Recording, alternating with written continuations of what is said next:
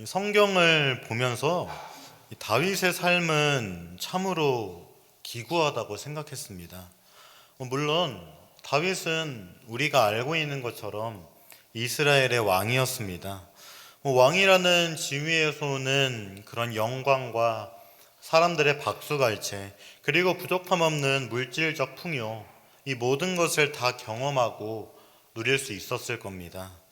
그런데 그렇다고 해서 이 다윗의 삶이 어떠한 오르막길도 없고 잘 포장이 되어서 가기에 편리하고 쉬운 그러한 길이었다고는 생각할 수 없을 겁니다. 다윗은 수많은 목숨의 위협을 받았으며 실제로는 거의 죽을 뻔한 적도 많았습니다. 고진감래라고 말할 수도 있겠지만 이 목숨이 위험한 상황을 몇 번이나 거쳐야만 왕이 될 수 있다고 말한다면 글쎄요, 저는 별로 왕이 되고 싶지 않을 것 같습니다. 왕이라는 지위보다 더 소중한 것이 자신의 목숨이니까요. 원래 다윗은 평범한 삶을 살았습니다.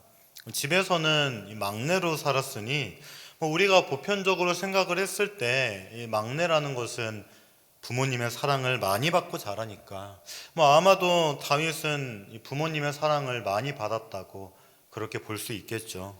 그리고 이 아버지의 일을 돕고 양을 돌보면서 살았던 것이 다윗의 평범한 일상이었습니다. 그런데 갑자기 사무엘이 대뜸 찾아와서는 기름을 부었습니다.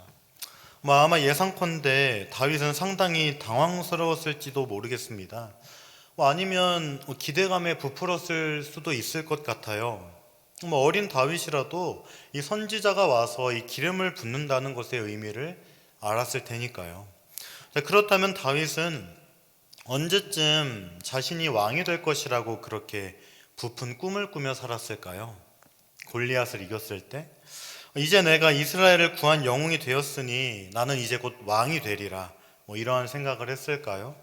아니면 이 사울의 눈에 들어서 왕궁에서 가끔 그 연주를 했을 때 그때 이제 곧 여기가 내 집이 되리라, 내가 여기에서 군림하고 통치하는 왕이 될 것이다, 그러한 들뜬 마음을 품으면서 연주를 했을까요? 그러나 다윗은 그곳에서도 이 시기한 사울의 창이 날아오는 것을 지켜볼 수밖에 없었습니다. 그렇다면 이 다윗이 사울의 딸 메랍과 결혼을 해서 사울의 사위가 되었을 때 꿈꾸었을까요? 아무래도 이 사위라면 왕위를 이어받을 가능성이 있으니 그때 다윗이 이제 나는 사울의 뒤를 이어서 이스라엘의 왕이 되겠구나, 이러한 생각을 했을까요? 그러나 여러분들도 알다시피 사울은 계속해서 다윗을 죽이려고 했습니다. 사실 다윗의 입장에서는 앞서 말씀드린 것처럼 이 사무엘의 기름 부음은 상당히 당황스러웠다고 볼 수 있겠죠. 기름 부음 받았을 때 어떠한 특별한 일이 계속해서 일어난 것도 아니고 기름 부음을 받고 난 다음에 왕궁으로 바로 들어간 것도 아니었습니다. 그저 언제 이루어질지 모르는 기약 없는 그러한 왕위를 약속받았을 뿐이었습니다. 아마 다윗은 하나님이 다윗을 향한 얼마나 엄청난 계획을 갖고 계시는지 전혀 알지 못하고 있었을 겁니다. 제가 앞서 말했던 그 사건들로 인해서 이때일까라고 그러한 생각을 했을 수도 있겠지만 그러한 생각이 들 때마다 상황은 더욱더 안 좋아질 뿐이었죠. 하나님께서 자신을 왕으로 이끌어가는 것처럼 보일 때도 있었지만 어떨 때는 그러한 것도 무색해 보일 정도로 정말 자신은 밑바닥으로 떨어졌습니다. 약속이 무너져 내리는 것 같고 더 이상 사실이 아닌 것처럼 고생을 하기 시작했다는 말입니다. 그리고 이 자신의 목숨을 부지하기 위해서 다윗은 계속해서 사울을 피할 수밖에 없었습니다. 그 배경 안에서 오늘 말씀이 시작되고 있습니다. 오늘 말씀의 1절에서 2절은 이렇게 말합니다. 다윗이 노베 가서 제사장 아히멜렉에게 이르니 아히멜렉이 떨며 다윗을 영접하여 그에게 이르되 어찌하여 내가 홀로 있고 함께하는 자가 아무도 없느냐 하니 다윗이 제사장 아히멜렉에게 이르되 왕이 내게 이를 명령하고 이르시기를 내가 너를 보내는 것과 내게 명령한 일을 아무것도 사람에게 알리지 말라 하시기로 내가 나의 소년들을 이러이러한 곳으로 오라고 말하였나이다. 이렇게 말씀을 하고 있죠. 이 말씀을 보면 이 다윗은 노브로 간 것을 알 수 있습니다. 노비란 이 지역은 그 당시 제사장들이 모여 살았던 그러한 곳이었습니다. 굳이 이 노베에 갔다는 말은 이 제사장을 만나기 위해 갔다고 그렇게 볼 수 있을 겁니다. 그러곤 노베에서 이 제사장 아히멜렉을 만났죠. 그런데 갑자기 말도 없이 이 군대 장관인 다윗이 찾아오니까 깜짝 놀랄 만도 합니다. 그때 다윗은 아히멜렉에게 사울 왕이 나에게 비밀 임무를 시켰다. 그렇게 말을 하고 있죠.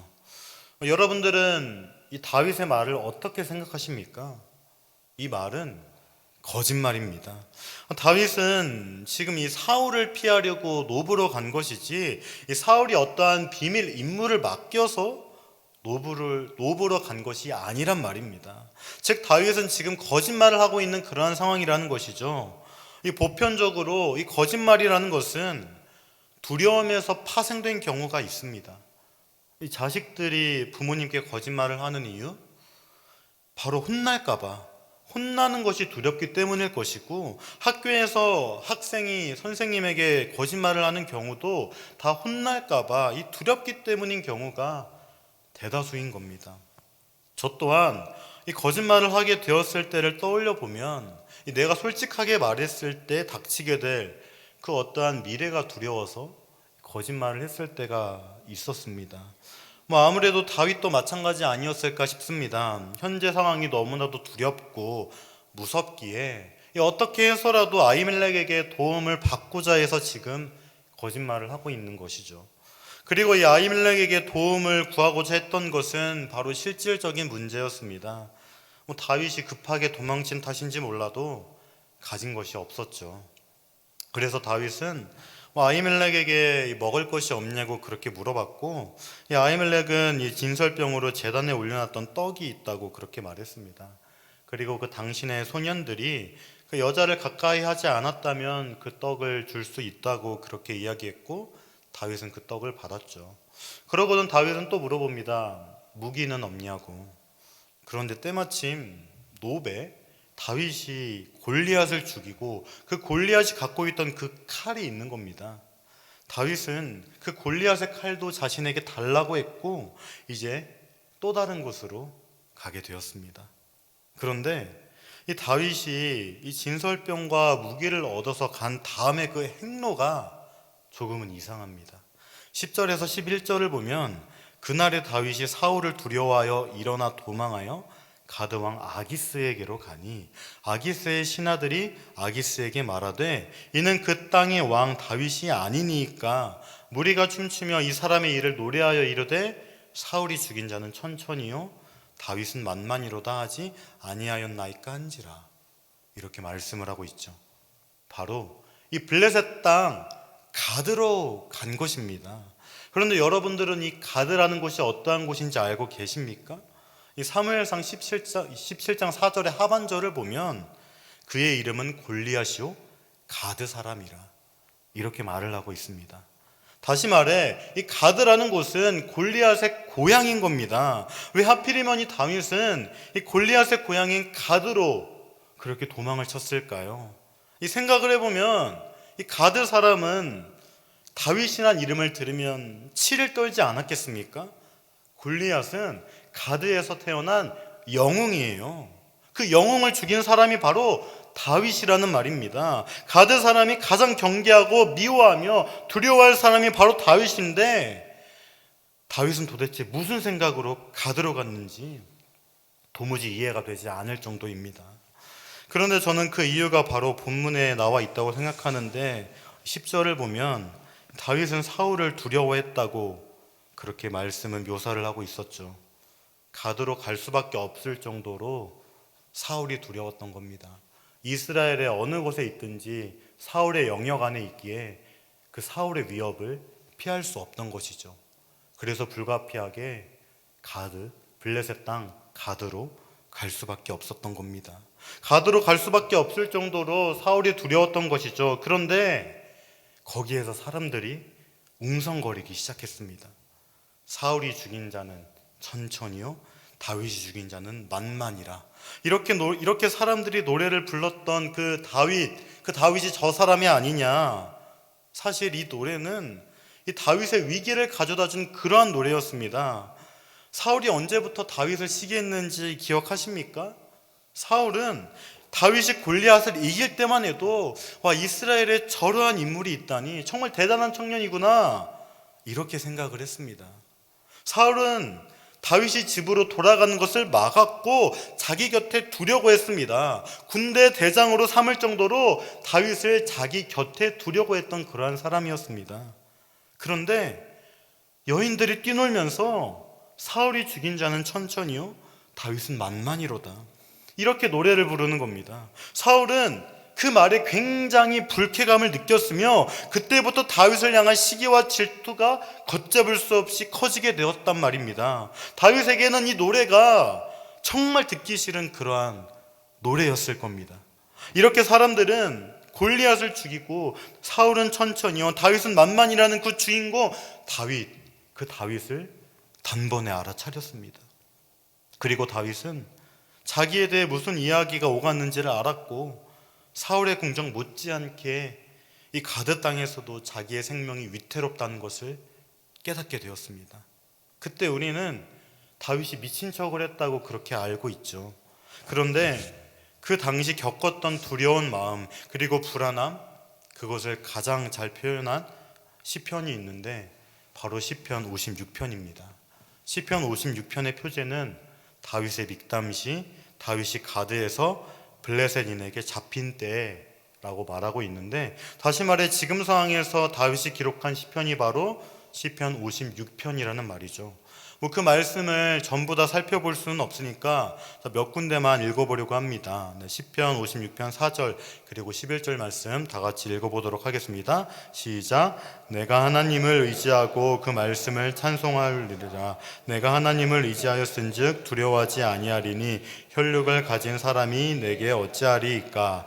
내가 하나님을 의지하였은즉 두려워하지 아니하리니 사람이 내게 어찌하리이까. 아멘. 여러분들은 이러한 상황에서 이러한 고백을 한 다윗 어떻게 생각하십니까? 어떠한 모습으로 다윗이 과연 이러한 고백을 했을까요? 사울이 두려워서 할 수 없이 죽을 수도 있는 그러한 가드 땅으로 갔는데 거기에서도 목숨이 위험한 상황에 처해 있는 겁니다. 그리고 지금 저 말씀처럼 말하고 있는 것이죠. 내가 두려워하지 아니하리니. 여러분들은 이 말에서 다윗의 엄청난 두려움이 느껴지시지 않으십니까? 내가 두려움 가운데 있기 때문에 내가 두려워하지 않을 수 있도록 하나님을 의지한다는 말입니다. 여러분들은 이 말이 정말로 다윗은 하나도 두려워하지 않는, 하나도 겁내지 않고 그냥 나 하나도 걱정 없습니다, 이러한 담대한 모습으로 보이십니까? 저는 지금 다윗이 굉장히 겁을 먹고 있다고 생각을 합니다. 마치 두려움에 떨고 있는 어린아이가 이 동네 깡패들에게 위협을 당하고 있을 때 너네 우리 아빠가 누군지 알아? 너네 우리 형이 누군지 알아? 이렇게 금방이라도 울 것 같은 얼굴로 울먹이면서 아빠 도와줘, 형 도와줘 이렇게 말하고 있는 그러한 장면이 떠오르지 않으십니까? 만약 다윗이 정말로 담대했다면 미친 척을 하지 말아야 했습니다. 초연하고 떳떳해야 했습니다. 사람이 나에게 손을 대지 못하는데 그걸 뭘 두려워할 게 있겠습니까? 오히려 배짱을 부리면서 해볼 테면 해봐라 이런 식으로 나와야 했다는 말이죠. 그런데 12절 13절은 이렇게 말하고 있습니다. 다윗이 그 말을 그의 마음에 두고 가드왕 아기스를 심히 두려워하여 그들 앞에서 그의 행동을 변하여 미친 채 하고 대문짝에 그적거리며 침을 수염에 흘리매. 다윗은 가드왕 아기스가 너무나도 두려웠습니다. 그래서 미친 척을 하고 대문을 긁으면서 침을 수염에 질질 흘렸습니다. 자기가 미친 사람인 것처럼. 이게 한나라의 군대 장관이 할 수 있는 일이겠습니까? 게다가 이 수염이라는 것은 당시 문화에서 남성성을 드러내는 분명하고 중요한 상징이었습니다. 수염을 훼손하는 것은 마치 자기의 남성성을 부정하는 듯한 그러한 행위라는 말입니다. 사람이 나를 해할 수 없다고 그렇게 진정으로 담대했다면 다윗은 대문을 긁으면서 수염에 침을 흘리며 미친 사람처럼 행동을 하지 말아야 했다는 말이죠. 그런데 바꿔 생각하면 그 두려움을 느낄 수밖에 없는 상황이었기에 그 절제절명의 상황에서 다윗은 그 두려움을 이겨낼 수 없었지만 그럼에도 불구하고 다윗이 찾았던 것은 바로 하나님이었습니다. 오늘 말씀의 14장 15절은 이렇게 말하고 있습니다. 아기스가 그의 신하에게 이르되 너희도 보거니와 이 사람이 미치광이로다. 어찌하여 그를 내게로 데려왔느냐? 내게 미치광이가 부족하여서 너희가 이 자를 데려다가 내 앞에서 미친 짓을 하게 하느냐? 이 자가 어찌 내 집에 들어오겠느냐 하리라. 아멘. 주변에 있는 사람들이 다윗의 모습을 보며 이상하게 생각했습니다. 그리고 아기스 왕에게 데려가자 다윗은 계속해서 침을 흘리면서 막 미친 사람인 것처럼 그렇게 행동을 했습니다. 그 모습을 보면서 아기스는 너무나도 기가 막혀서 우리나라에 미친 사람이 부족해서 지금 이 사람을 나에게 데리고 왔느냐, 데리고 나가라, 문제 없으니까 그냥 데리고 나가, 이런 식으로 이야기를 했습니다. 다윗은 그렇게 미친 척을 하고 쫓겨난 다음에 바로 도망을 쳤습니다. 그리고 이렇게 도망간 뒤에 쓴 시편이 바로 시편 34편입니다. 시편 34편의 표제가 바로 다윗이 아비멜렉 앞에서 미친 채 하다가 쫓겨나서 지은 시라고 말하는데, 오늘 본문의 배경을 두고 다윗이 썼다는 말이죠. 이 시편 말씀도 다 읽어볼 수는 없기에 몇 구절만 골라서 읽어보겠습니다. 먼저 6절에서 8절입니다. 다 같이 읽어보겠습니다. 시작. 이 곤고한 자가 부르짖음에 여호와께서 들으시고 그의 모든 환난에서 구원하셨도다. 여호와의 천사가 주를 경외하는 자를 둘러 진치고 그들을 건지시는도다. 너희는 여호와의 선하심을 맛보아 알지어다. 그에게 피하는 자는 복이 있도다. 아멘. 그리고 17절부터 20절 말씀도 다 같이 읽어보겠습니다. 시작. 의인이 부르짖음에 여호와께서 들으시고 그들의 모든 환난에서 건지셨도다. 여호와는 마음이 상한 자를 가까이 하시고 중심으로 통회하는 자를 구원하시는도다.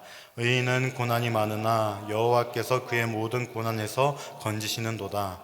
그의 모든 뼈를 보호하시며 그 중에서 하나도 꺾이지 아니하도다. 아멘. 지금 다윗이 시편 56편과 34편에서 기도하는 내용을 보면 여기에서 다윗이 얼마나 연약한 사람인가 하는 것을 알 수 있다고 생각합니다. 얼마나 연약하고 얼마나 부족하고 얼마나 많이 흔들렸는지를 알 수 있다는 말입니다. 그러나 그 약하고 부족함 때문에 하나님을 더욱더 의지하고 하나님을 붙들고 하나님께 피하려고 애를 쓰는 그 다윗의 모습 또한 볼 수가 있습니다.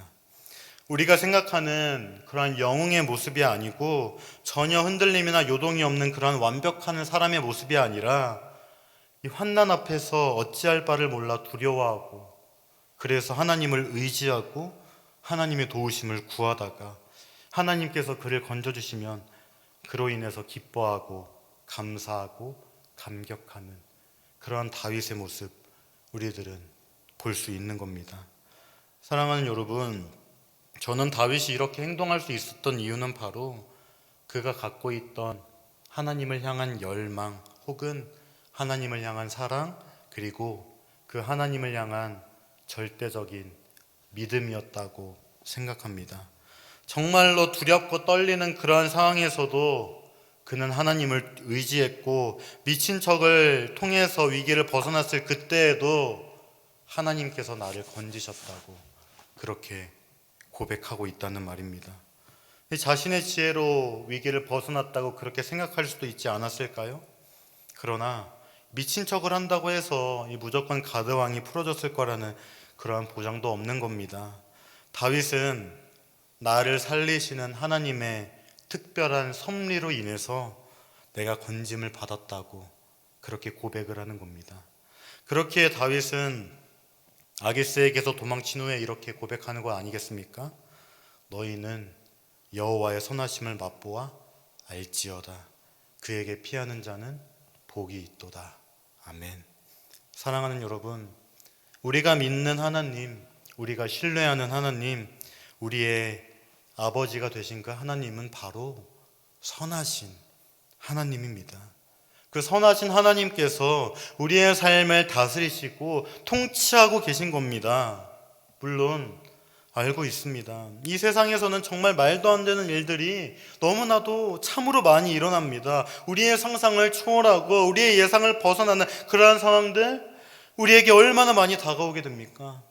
우리 오늘 말씀에 나타나는 이 다윗의 상황처럼 위기의 위기, 고난의 고난, 환난을 넘어선 환난, 이 모든 것들이 우리의 삶 속에 나타나고 있습니다. 하나님이 나를 사랑한다는 것도 알고 있고 나를 위한 하나님의 놀라운 계획을 갖고 계신다는 것도 알고 있는데, 정말 이 험난한 세상에서 펼쳐지는 이 현실 앞에서 우리는 어찌할 바를 몰라서 두려워 떨 수밖에 없을 때가 있습니다. 정말 두려워하지 않고 싶은데 겁나고 떨리고 두려워지는 것을 어떻게 합니까?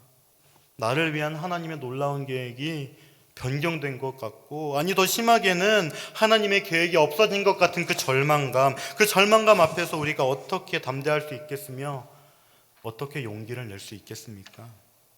그 절망감을 깊이 느낄 수밖에 없는 그 상황 앞에서 우리는 그저 약해질 수밖에 없는 무력감을 느끼게 된다는 말이죠. 그러나 그 용기를 낼 수 없는 그 상황에서도, 담대할 수 없는 그 형편에서도 저는 여러분들에게 하나님을 의지하라고, 하나님께 피하라고 그렇게 말씀드리고 싶습니다. 두렵고 무섭고 어려운 마음이 있을지라도 이 험난한 세상 앞에서 내가 주먹을 쥐고 내가 하나님을 의지하였은즉 두려워하지 아니하리니 사람이 내게 어찌하리이까, 이렇게 외쳤으면 좋겠다는 말입니다. 비록 그 세상을 향한 그 주먹이 두려움으로 인해 벌벌 떨리고 있으며 내 마음은 군방이라도 울 것 같은 그러한 가련한 마음이라 할지라도 하나님께 피하시길 바랍니다. 우리가 겪고 있는 그 고난의 현실, 그 한가운데서도 때로는 그 경제적인 그러한 위기에서, 아니면 정서적이고 감정적으로 우리를 흔들리는 것 같을 때, 우리의 인생은 마치 이 파도 타기를 하는 것 같은 그러한 상황에서도 우리가 견디고 이길 수 있는 것은 바로 하나님의 말씀을 붙드는 것입니다. 그리고 우리가 그 한 고비를 넘길 때마다 우리는 오늘 말씀의 다윗처럼 고백할 수 있을 겁니다. 너희는 여호와의 선하심을 맛보아 알지어다. 그에게 피하는 자는 복이 있도다. 사랑하는 여러분, 우리의 삶을 다스리시는 여호와의 선하심을 맛보시기 바랍니다. 그리고 하나님께 피하고 그 피하는 자에게 주어질 축복을 누리는 여러분들이 되기를 주님의 이름으로 간절히 소망합니다. 이 시간 말씀을 기억하며 기도하겠습니다. 첫 번째, 상황, 형편, 조건, 감정과 상관없이 가장 먼저 하나님의 도우심을 구하게 하소서. 두 번째, 하나님의 선하심을 기억하며 하나님의 선하심을 맛보게 하여 주시옵소서. 세 번째, 하나님께 피하며 하나님께 피하는 사람에게 주어지는 축복을 누리게 하소서. 이러한 기도 제목으로 다 함께 기도하겠습니다.